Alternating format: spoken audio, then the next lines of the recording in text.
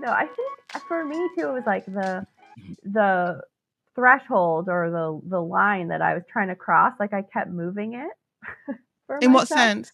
Like I kept, at first it was like, well, I'm not really a writer because, it's just a hobby, or like I'm not really a writer because I'm self-published, or I'm not really a Mm. writer because, and it was just like every time I'd be like, well, no, like you just signed a contract with this, your book came out, like your book's on the shelf, lady, like what are you doing? And I just kept moving the line of when I was comfortable saying that I was a writer. And I don't know why.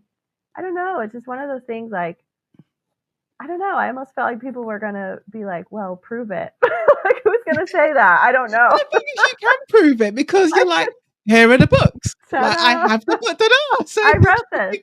Yeah. You wrote this and it has your name on it. So it's not as if you can't prove it. I think it's because it sounds a bit simplistic to say, but it is personal. It is you. Whereas, my job as a lawyer, it's not really about me. It's never about me. And that's what I told the baby lawyers when I'm teaching them. I'm saying it's not about, I'm literally saying it's not about you. Like the spotlight's not about you. It's all about your client. So you don't even have you don't have a personal opinion.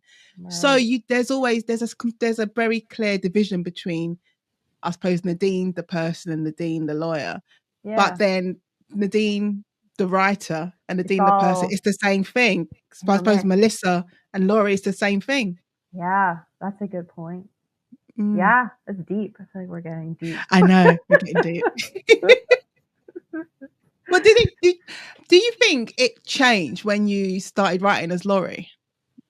Yeah, I mean, when I started writing as Laurie, I mean, yeah, that's why it seems like, like overnight success, because that first Laurie book did take off very quick. Just a bit. Just a bit. Little bit. Just a tad. Pumpkin spice book. Yeah, which was wildly unexpected. For me anyway, because I had been doing it, for a while under this other name, and it hadn't taken off in quite the same way. So I was not expecting it, but I was feeling like, okay, yeah, I'm with HarperCollins, like my paperback's on the shelf in stores that I actually, go into. So that did feel like a big jump. That felt like, okay, yeah, this is like the real deal. And then it blew up. And then I was like, oh my gosh, this is a whole new thing. This is an entirely new thing. What? So. I can't imagine what that does to you. Like how you even manage that when you've been doing your thing as Melissa, right? Yeah. You said like you haven't been working and writing your books. You've been doing your thing, writing your books, and then you transition to Laurie Gilmore, and your first book just goes mad. I don't know how, and you can't prepare for it. Nope. No, I was not prepared. That's for sure. I don't know. I mean, my initial reaction to most things is like panic. Just like my first, I'm just like, oh my God, what's happening? Like, oh no. So yeah, there was a lot of that. I mean, obviously it was exciting and amazing, and it was like every time I thought like, well, this is the top. Like it's not gonna get crazier than this. This book, it just kept going, and I was like, oh my God, it's still going, which is crazy. But then, I don't know, my brain, the imposter syndrome is strong. So I had a lot in the beginning of like, well, that cover is really cute, so everyone's buying it for the cover, or like, oh, people love fall. So they just really want it for fall. You know how people are about fall. Yeah, people love cinnamon. People love cinnamon so much. So it even took like a few books into the series of like, oh no, people are still buying it and they like them and they are buying them to read the stories and not just for the cute covers. Maybe now 2 years in, I'm like, okay, okay, yeah, I guess it's going well. But yeah, I don't know. Maybe I need therapy. Guess it's. Think of this as your therapy. You guess it's going well. Of course it's going okay. How did your family manage it though? Because that's the thing as well, because they're on the journey with you. You said they've been reading your stuff from since Yeah. forever. They've been on the And ride. they've been Whole on the time. ride. Yeah. And now the ride has gone from a little, what I will say, like a little teacup Little ride. merry-go-round. Yeah, and now it's gone for the merry-go-round, and now it's the full roller coaster. Yeah. Yeah. I mean, they've been so excited. It's funny because since my imprint is Harper UK, it kind of blew up in the UK first. So we were all kind of looking at it over here from like a distance for a little while. We were like, oh wow, look at that. Oh yeah, over there, it's like doing really well, which obviously was super exciting. And then it came over here. So then I had people, you know, college roommates and first grade teachers and every like cousins being like, I saw your book here, I saw your book here, like, and they were all freaking out. So that made it more real for me too, of like, oh gosh, like people that have known me my whole life are finding these books like out in the wild. So that was cool. That made it more real. I mean, my mom is like president of the Laurie Gilmore fan club. Like she is like tells everyone she ever met like what's going on. That's my daughter. She's like, that's my daughter. Yeah. She wrote literally this book. goes into bookstores and she's like, my daughter wrote this. Like she tells I the love bookstore it. people. Yeah. So she's been all in. Yeah, everyone. My brother-in-law was in a bookstore just chatting it up with the booksellers about how he knows Laurie Gilmore. And yeah, they just go out into the world and like proclaim it. Very supportive, mildly embarrassing, but yeah. That's the best thing about, I mean, that's family really, isn't it? Supportive and embarrassing. Supportive and embarrassing. Yeah. But it must be, you're talking about it. It must be weird, like watching it watching your career from, it's only a distance in terms of this is a new name, but in terms of everything's happening over here in the UK first. Yeah. Yeah. It was interesting because there was just kind of this like little, I was just a little bit removed. Like I was walking into my bookstore and not seeing the book on the shelf, or there'd be, maybe one or two copies. And then hearing about it really going crazy in the UK. And, obviously my editor and everyone would be sending pictures like, look, this bookstore did a whole display in the window with pumpkins and it's so cute. I'm like, yeah, that's cute, but it's all still over there. Yeah. So yeah, it was kind of good though, maybe because it gave me a minute to process that before it was more over here. Yeah, and then I've gotten to come visit the UK a few times and meet all the lovely readers over there, which has just been like a super fun bonus to this whole thing. Yeah, it was like the first time there was like a line at the bookstore. I was in the UK and I was like, oh my god, people are here. That must be. Oh, I mean, I can't imagine how much of a trip that is, because they said when we think about the years you're doing your self-published books and it's that period of time and you're doing it in the quiet. Yeah. And then you're doing your Laurie Gilmore book. And then again, you have that little block of space where you're watching it all from a distance. Yeah. But then you're in it. Yeah. It has to be a bit of a, like, what the. Yeah. Yeah. Every time I've done like a couple of tours now, and still every time when I see that there's like a crowd or a line, I'm just like, this is wild. It's wild every time. I don't think I'll ever get over it. That people are like, no.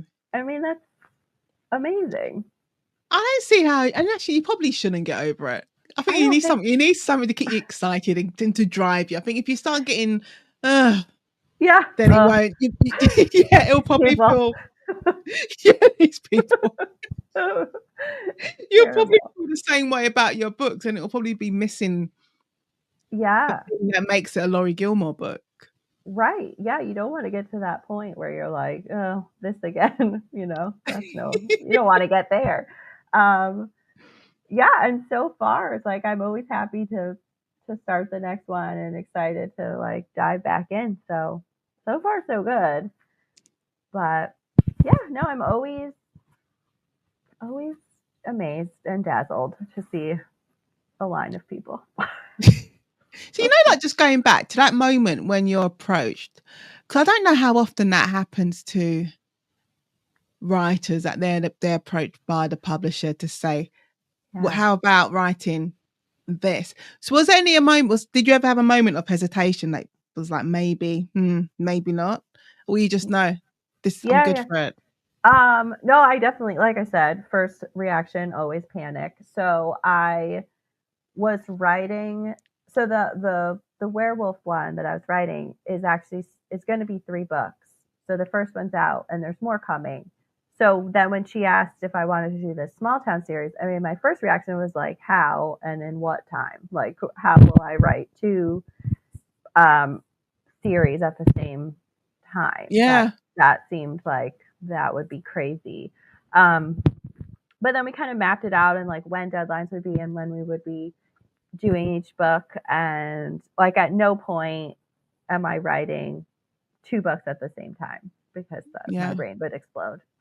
So we, once it was all kind of figured out and mapped out and I had my spreadsheets and my word counts and everything, what I would need to do, then I could kind of settle into it and be like, okay, like, do I want to write this? And like I said, she kind of had that just like little nugget of an idea. And then I was allowed to run with it, which was really important to me. Like at first I wanted to make sure it wasn't going to be like, we want you to write this exact book with like I was like, how much of a, how much of you is there? Exactly. And it really turned out that it was just that little idea. She's like, small town, cozy, like that's what we want. Go for it. And I was able to kind of like turn in a synopsis with what I thought it should be. And they were like, yeah, this is great. So then I felt good to move forward. I was like, okay, like this is actually going to be my story, that's how I want it to be. So once we had that all figured out, then I was all in. Yeah. Did you ever ask anyone, like if your publishers, what it was about your writing that made them think like you're the right person to write these cozy? I say cozy, but they're spicy.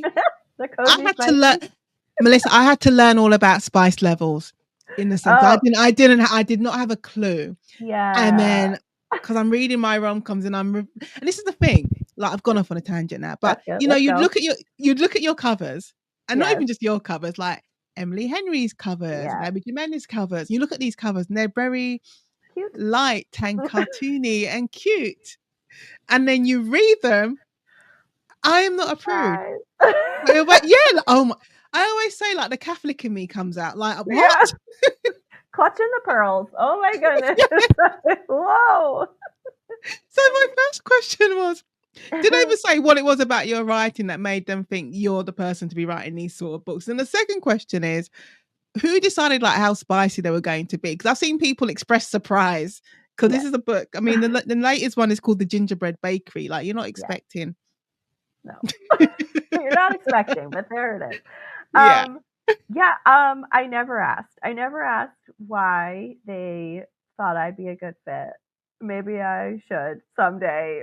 Now that you say it, I'm like, I don't know. That's a good question. I would love to know. So I don't know. We'll put a pin in that. I'll have to ask. And then the spice level, yes, okay. The cover's very cute, right? It sneaks up on you. I've had people be like, I gave this to my grandma and I didn't know. I'm like, I'm really sorry.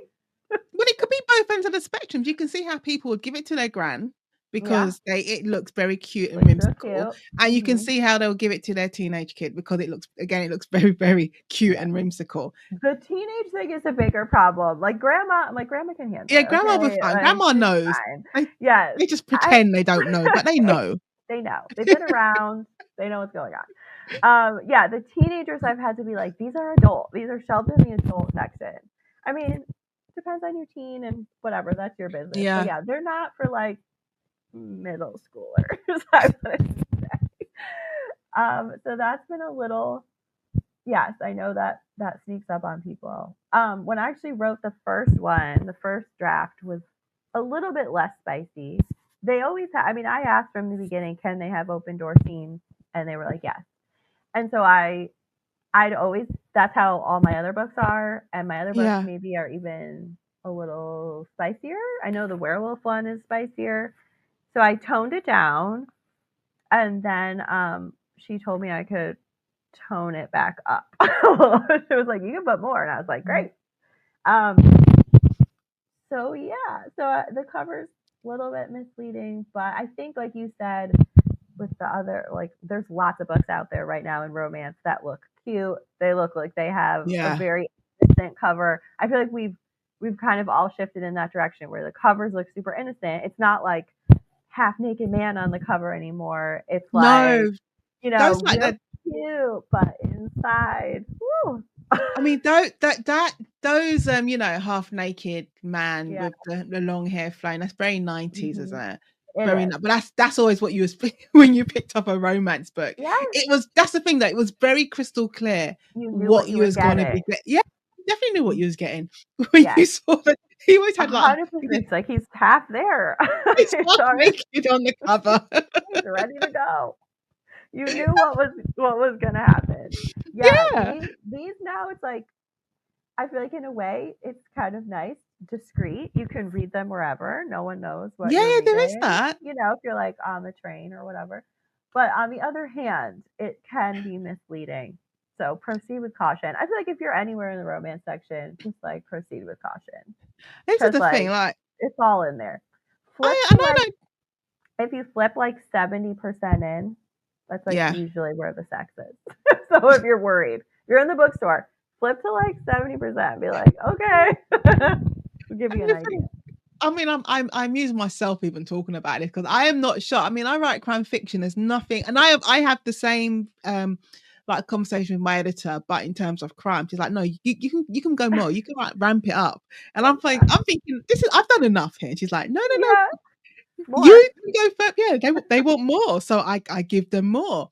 So I have it in that sense in regards to my genre, but. And I said, so I don't consider myself, I'm not a prude. Like, I'm Yeah, fine yeah, with it. I was just surprised when I was reading because I go through my rom-com like yeah, moments. I'm like, all I'm going to read is rom-com. So I just need a break from the crime fiction. sure. And I don't think I'd read a lot of rom-com for a while. And then I've picked up these books and I'm like, hold on a second. So then I had to go on Google. What are the spice levels? Yes, rom-coms have really taken off lately in the spicy Yeah. arena, I would say. Yeah. Yeah, have you read Elsie Silver? Hers are very spicy. No, I haven't. Oh, you're like, oh, these are nice cowboys. Well, let me tell you. You know, when you're now, because it's like anything, isn't it? When something becomes successful, then there's always our publishers, I'm trying to think of the right way to say it, but something becomes successful and publishers, like, they catch on to it and they want that within their own publishing houses. So Yeah. do you feel like I can't get my words out today, but when you see, I'm just going to say the copies, when you see the copies, do you feel like, like, this is all Yeah, because of me? I started that. Yeah, I mean, I've definitely seen there's a lot of pumpkin themed books out this fall. There's a lot of really There's so many.